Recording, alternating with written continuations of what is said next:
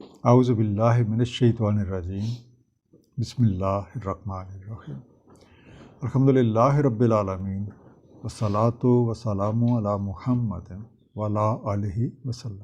اس دعا کے ساتھ کہ اللہ تعالی ہم سب کو اپنے حبیب رحمت العالمین نبی پاک صلی اللہ علیہ وآلہ وسلم کے طفیل قرآن کریم کا صحیح مفہوم عطا فرمائیں۔ آئیے مطالعہ قرآن کا آغاز کرتے ہیں۔ سورہ البقرہ رکوع نمبر 24۔ بسم اللہ الرحمن الرحیم۔ یسألونک عن الأہلہ، آپ سے پوچھتے ہیں ہلال کے بارے میں۔ قل ہی مواقیت للناس والحج، کہہ دیں یہ اوقات نما ہیں لوگوں اور حج کے لیے۔ وَلَيْسَ الْبِرُّ بِأَن تَأْتُوا الْبُيُوتَ مِن ظُهُورِهَا، نہیں ہے کچھ نیکی کہ تم آؤ گھروں میں ان کی پشت کی طرف سے۔ وَلَكِنَّ الْبِرَّ مَنِ اتَّقَىٰ، لیکن نیکی تو تقوی پانا ہے۔ وَأْتُوا الْبُيُوتَ مِنْ أَبْوَابِهَا، آؤ گھروں میں ان کے دروازوں سے۔ وَاتَّقُوا اللَّهَ لَعَلَّكُمْ تُفْلِحُونَ، اور تقوی پاؤ اللہ سے، اطاعت برتو اللہ سے تاکہ تم فلاح یافتہ ہو جاؤ۔ اہلہ، ہلال، نیا چاند، نئے چاند کا نکلنا، نیو مون۔ مواقیت، وقت ہے سے بنا، یہ وقت ظاہر کرنے کے ذرائع، اور اس کا واحد ہے میقات، انڈیکیٹرز آف ٹائم۔ البیوت، یہ بیت کی جمع ہے، اور بیت کا مطلب ہوتا ہے گھر، اور بیت وہ ہے جہاں پہ رات گزاری جائے، تو عام طور پہ اس کا ٹرانسلیشن ہوتا ہے ہومس۔ اب اس سوال کی ایک وجہ یہ سمجھ آتی ہے کہ سب کو پتہ ہے کہ رمضان بہت ایک مبارک مہینہ ہے، اور کچھ لوگ یہ سمجھتے ہیں کہ شاید کچھ مہینے نامبارک بھی ہیں، تو ان لوگوں سے کہہ دیں کہ سعد یا نیس کا خیال تو ہم پرستی ہے۔ کسی بھی نئے مہینے کے چاند کی حقیقت اس کے سوا کچھ نہیں کہ اس سے اوقات کار معلوم ہو جاتے ہیں، اور اس کے فوائد بالکل ظاہر ہیں۔ اور اسی طرح حج کب واقع ہوگا یہ بھی معلوم ہو جاتا ہے، یا باقی کوئی اوکیشنز کب آئیں گے وہ بھی آپ کو پتہ چل جاتا ہے۔ اس توہم پرستی کی ایک مثال تمہارا حج کے دنوں میں مکانوں کے سامنے کے دروازے کی بجائے ان کے پچھواڑے سے داخل ہونا ہے۔ سعادت کی راہیں ایسی حرکتیں کرنے سے حاصل نہیں ہوتی، بلکہ جو اللہ تعالیٰ کے قوانین ہیں ان کے اوپر دل و جان سے عمل کرنے سے حاصل ہوتی ہیں۔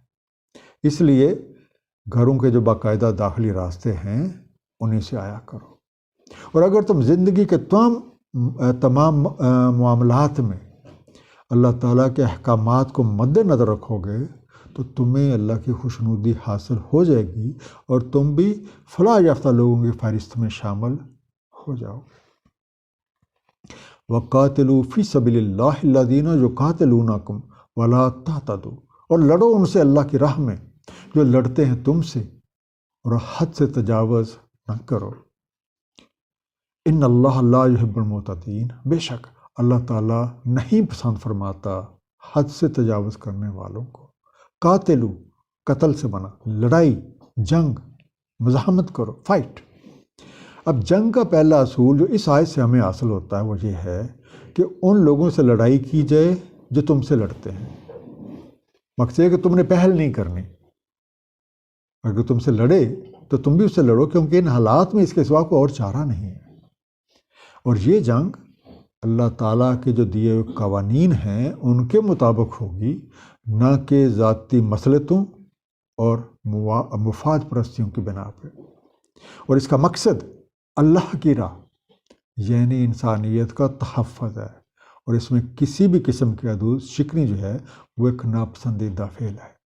سورہ الحج آیت نمبر 20 ہے ان کے لیے جن سے لڑائی کی جا رہی ہے، کیونکہ وہ مظلوم ہیں، اور بے شک اللہ تعالیٰ ان کی نصرت پر قادر ہے۔ وَاقْتُلُوهُمْ حَيْثُ ثَقِفْتُمُوهُمْ، اور لڑو ان سے جہاں کہیں بھی تم انہیں پاؤ۔ وَأَخْرِجُوا مِنْ حَيْثُ أَخْرَجُوكُمْ، اور نکالو انہیں جہاں سے انہوں نے نکالا ہے تمہیں۔ وَالْفِتْنَةُ أَشَدُّ مِنَ الْقَتْلِ، اور فتنہ لڑائی سے اشد ہے۔ وَلَا تُقَاتِلُوهُمْ عِنْدَ الْمَسْجِدِ الْحَرَامِ حَتَّى يُقَاتِلُوكُمْ فِيهِ، اور مت لڑو ان سے مسجد الحرام کے پاس حتیٰ کہ وہ تم سے لڑیں اس میں۔ فَإِن قَاتَلُوكُمْ فَاقْتُلُوهُمْ، سو اگر وہ تم سے لڑیں تو تم بھی ان سے لڑو۔ كَذَلِكَ جَزَاءُ الْكَافِرِينَ، یہی جزا ہے کافروں کے لیے۔ ثَقِفْتُمُوهُمْ، تم پاؤ انہیں، you find them۔ تو جب لڑائی کے سوا کوئی چارہ نہ رہے تو پھر دشمن کو جہاں بھی پاؤ ان کا مقابلہ کرو، اور جہاں سے انہوں نے تمہیں نکالا ہے تم ان کو نکال باہر کرو۔ اس لیے کہ دنیا میں بگاڑ اور جو بد نظمی ہے یہ جنگ سے بھی زیادہ خطرناک ہے۔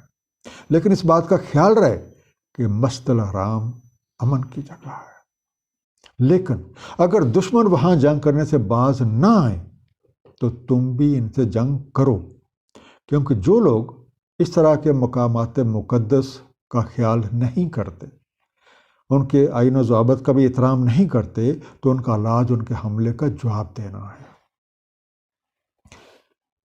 فَإِنِ انْتَهَوْا فَإِنَّ اللَّهَ غَفُورٌ رَحِيمٌ، اور اگر وہ باز آ جائیں تو بے شک اللہ تعالیٰ غفور ہے، رحیم ہے۔ وَقَاتِلُوهُمْ حَتَّى لَا تَكُونَ فِتْنَةٌ وَيَكُونَ الدِّينُ لِلَّهِ، اور لڑو ان سے حتیٰ کہ نہ رہ جائے کو فتنہ اور ہو جائے دین اللہ ہی کے لیے۔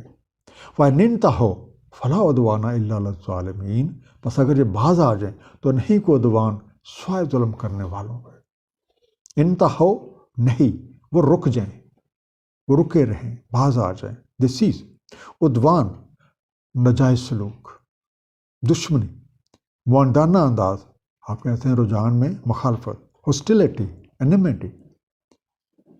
اور اگر جو حق کے دشمن ہیں وہ جنگ سے رک جائیں تو تم بھی رک جاؤ، خواہ آگے بڑھنے میں کتنی ہی سہولت یا فائدہ دکھائی دے رہا ہو، کیونکہ مائے سیام کی جو تربیت ہے اس سے یہی تو مقصود ہے کہ جہاں بڑھنے کا حکم دیا جائے تو تم آگے بڑھو، اور جہاں رکنے کا حکم دیا جائے تو تم وہاں رک جاؤ۔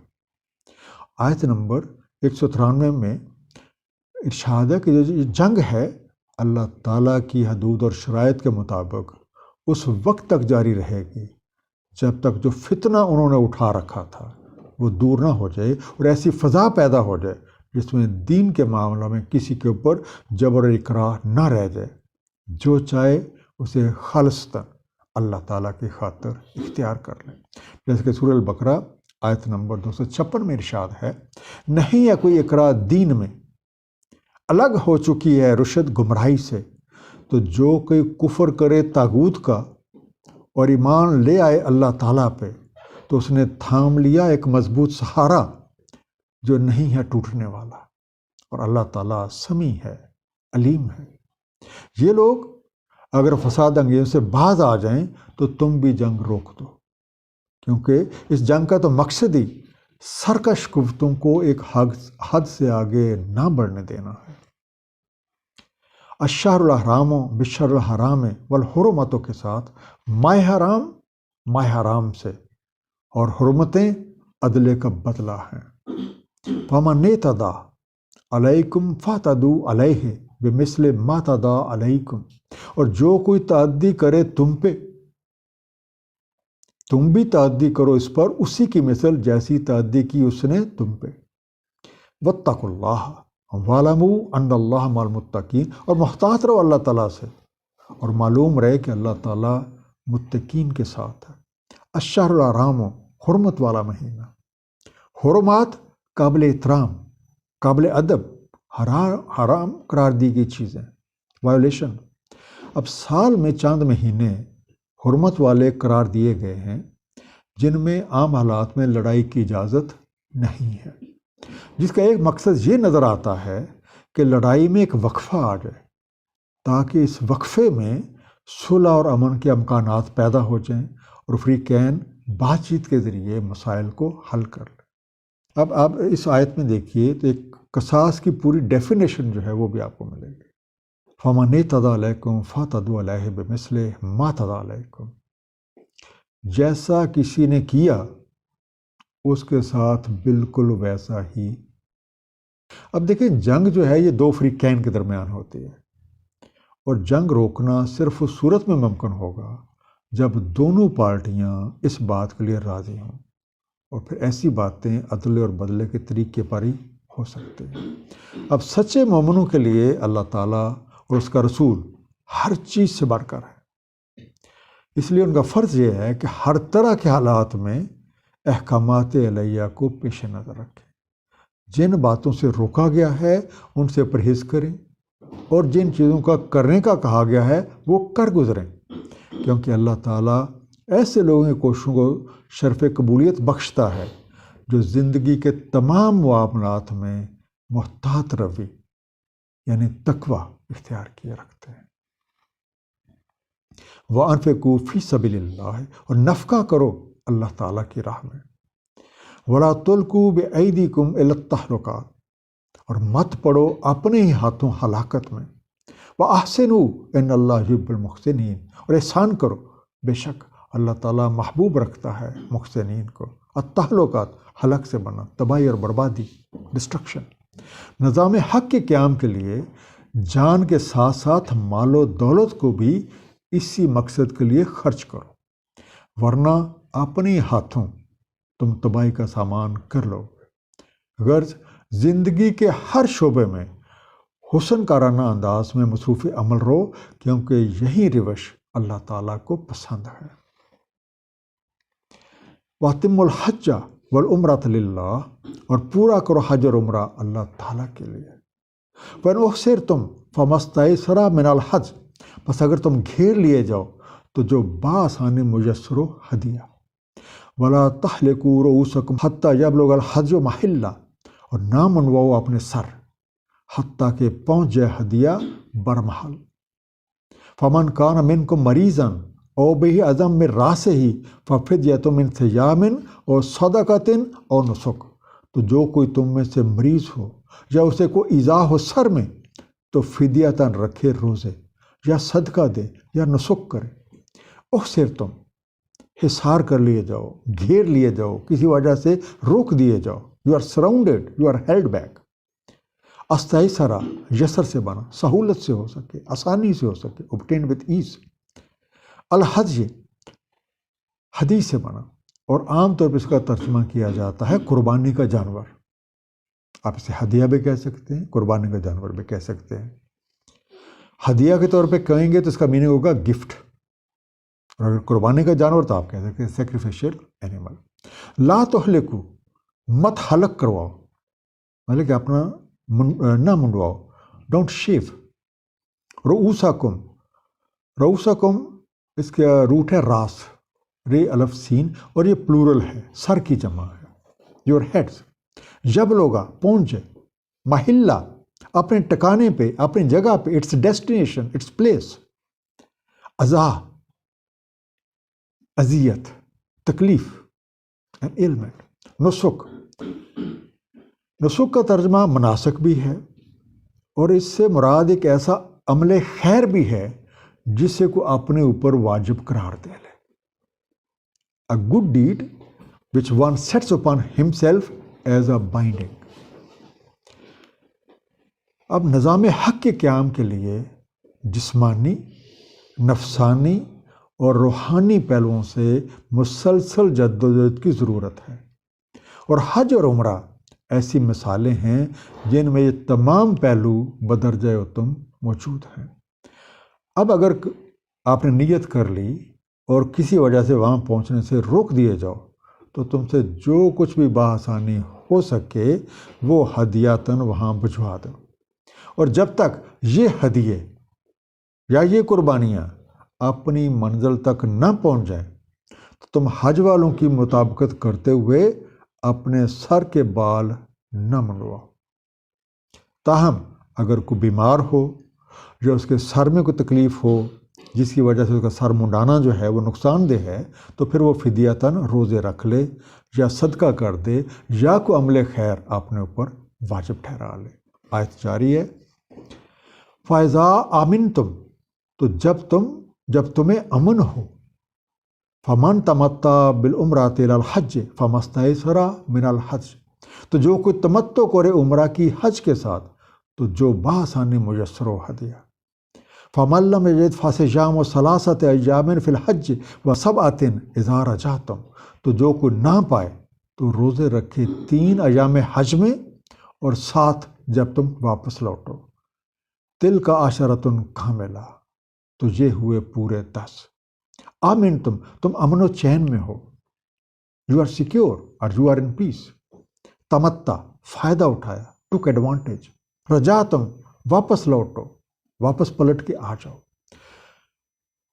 اور حالت امن میں جب کوئی حج کے ساتھ عمرے کا فائدہ اٹھانا جاتا ہے، جسے ہم عرف عام میں حج تمتع بھی کہتے ہیں، تو جو ہدیہ یا قربانی بآسانی میسر ہو وہ ساتھ لے جائے، اور جسے یہ ہدیہ یا قربانی میسر نہیں ہے تو پھر وہ 10 روزے رکھے گا، 3 ایام حج میں اور 7 گھر واپس پہنچ کر۔ ذالک لمن لم یکن اہلہ حاضر المسجد الحرام، یہ ان کے لیے ہے نہیں جن کے اہل و عیال حاضر مسجد الحرام میں۔